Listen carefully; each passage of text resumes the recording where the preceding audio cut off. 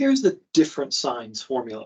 And this is something where we might have this, a negative number and a positive number.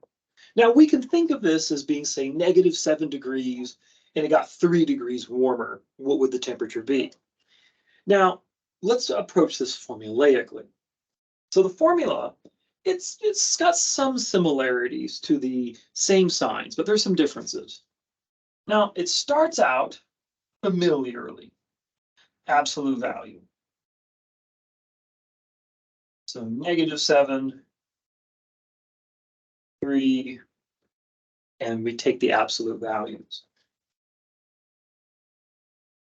Now, in this case, though, we subtract. In the previous formula, we would add in step 2, but here we subtract. When the signs are different, we subtract the numbers instead of adding them. And we always subtract, always, the smaller absolute value from the larger one. And that gives us our preliminary number. Lastly, what we do, we choose the largest absolute value,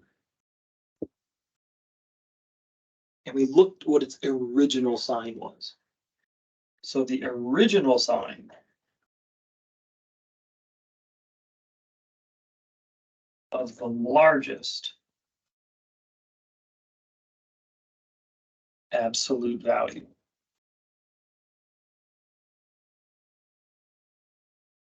That's the sign that will go on our answer. So the largest absolute value is 7. And where did that come from? The absolute value of a -7. So since the original sign was negative, our preliminary answer becomes that. That's it. Now let's try another one.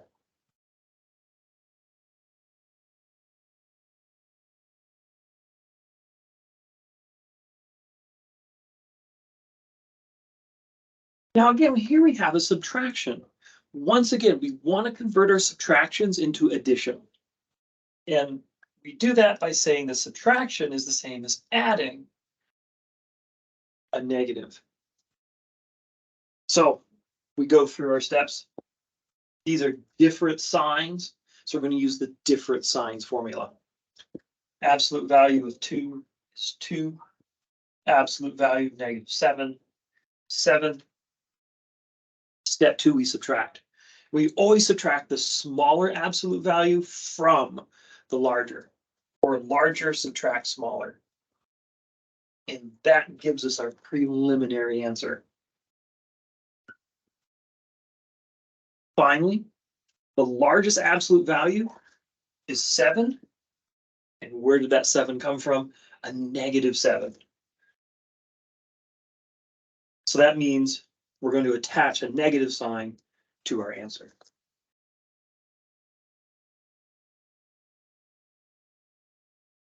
That's it.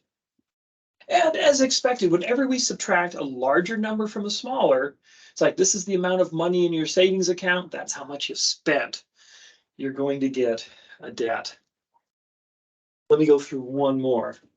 The answers don't always come out negative. We could do this. -3 plus 8. Again, absolute value.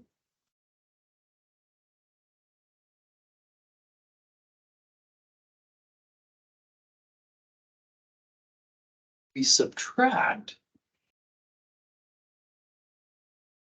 and that's our preliminary answer. And then the largest absolute value is 8. And where did that come from? The absolute value of a +8. So that means our answer is going to be positive. That's it. So that's how you add numbers with different signs. Any questions? Let me know.